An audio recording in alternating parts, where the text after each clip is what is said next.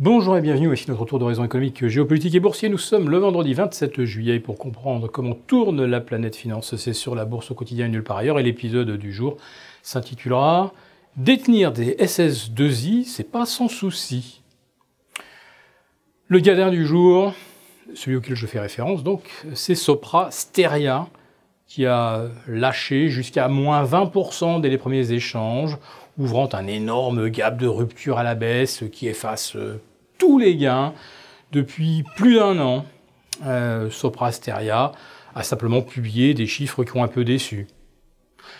Altran, il y a une semaine, s'effondrait parce que l'une de ses filiales aux États-Unis aurait un peu gonflé son chiffre d'affaires.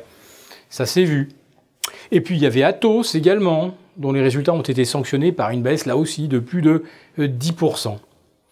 Oui, décidément, ça claque très fort du côté des SS2I qui perdent en moyenne 15% au mois de juillet.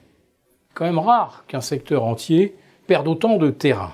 Mais à chaque fois, c'est compensé, alors tantôt par des valeurs financières qui retrouvent quelques supporters alors que les taux se rapprochent de nouveau des 3% aux États-Unis sur le 10 ans. Alors qu'on m'explique en quoi la hausse des taux est une bonne nouvelle, mais bon. Peu importe, ce qui compte, c'est que certains y voient une opportunité d'achat. On a aussi les pétrolières qui sont un petit peu remontées, puis on a toujours le luxe. Et puis là aujourd'hui, couac, voilà que Kering chute de moins 6%, sur des bénéfices pourtant en hausse de 53%. Ah ouais, mais voilà, le marché, il attendait 60. Il ne faut pas décevoir le marché. Sauf que par moments, les attentes du marché sont irréalistes. Alors c'est vrai que c'est un peu l'exception qui confirme la règle, puisque nous gaussions des 90% de résultats supérieurs aux attentes, parce qu'évidemment, dans 90% des cas, on a minoré délibérément les attentes. Voilà, donc Kering qui chute aujourd'hui, L'Oréal pas en grande forme non plus, qui perd 3%, les chiffres de croissance sont pas phénoménaux. La croissance toujours, eh bien celle de la France, elle déçoit. Elle atteignait environ 0,16,5 au deuxième trimestre, même score qu'au premier. Autrement dit, on est très très loin des plus 0,6 de croissance du quatrième trimestre 2017, puisqu'on arrondit, on arrive à piteusement un score de 0,2%. À ce rythme-là, on aura plus 1,3 à la fin de l'année. Alors espérons un redressement au deuxième trimestre. Au moins plus 0,5, voire peut-être 0,6 au quatrième, ce qui permettrait de retrouver une croissance voisine de 1,7%. C'est là-dessus qu'a été bâti le budget français.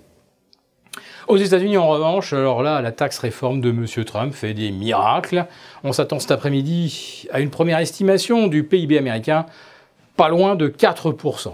M. Trump ne serait pas surpris que ça soit même un petit peu au-delà, et que d'ici la fin de l'année, on atteigne 5%. À ce moment-là, l'économie américaine sera en totale surchauffe. Mais tout cela est dû, bien sûr, à la taxe réforme, au creusement des déficits. Alors effectivement, en dépensant 5 $ pour créer 1 $ de PIB supplémentaire, on peut continuer très longtemps comme ça, jusqu'au jour où les créanciers décideront de ne plus faire confiance. Mais la Fed, elle, va continuer de monter ses taux, de façon à continuer d'aspirer les liquidités nécessaires pour refinancer les États-Unis. Donc ce n'est pas les États-Unis qui vont avoir un problème, nous l'avons déjà dit, ce sont les autres pays endettés en dollars qui doivent affronter la hausse des taux pour refinancer leurs dettes, et si cette dette est en dollars, il faut faire face également à la vigueur du billet vert qui retrouve aujourd'hui la zone des 1,1650, à 1% finalement de son zénith annuel. Nous sommes vendredi, c'est donc le moment de faire le point également sur les performances hebdomadaires. Alors, à Paris, nous avons pour l'instant, et avec un CAC 40 un petit peu au-dessus des 5480, nous avons une progression de 1,7 à 1,8%. On voit à quel point le marché s'était alarmé des risques de crise, de guerre commerciale avec les États-Unis.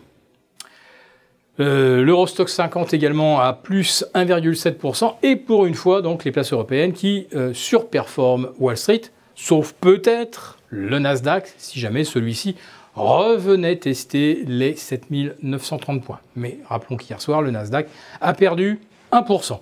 Comme il les avait gagnés la veille, et puis il les avait reperdus l'avant-veille, on voit quand même qu'on est sur une zone de plafonnement au niveau du Nasdaq. Est-ce que cela signifie qu'il faut aujourd'hui prendre des mesures de protection supplémentaires sur le Nasdaq? Nous ne sommes pas loin de le penser.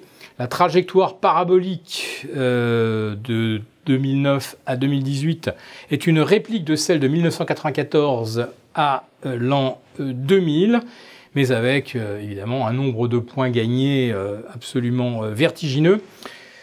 Et ça peut se retourner exactement comme Facebook, où l'on n'a rien vu venir. Enfin, si, Facebook avait peut-être légèrement consolidé avant la mauvaise nouvelle, derrière une chute de 19 à 20%.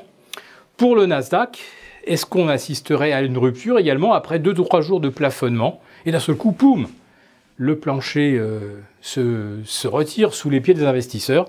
Nous ne pouvons pas exclure ce scénario. Donc, une couverture du Nasdaq par le biais d'ETF nous paraît être aujourd'hui une précaution nécessaire.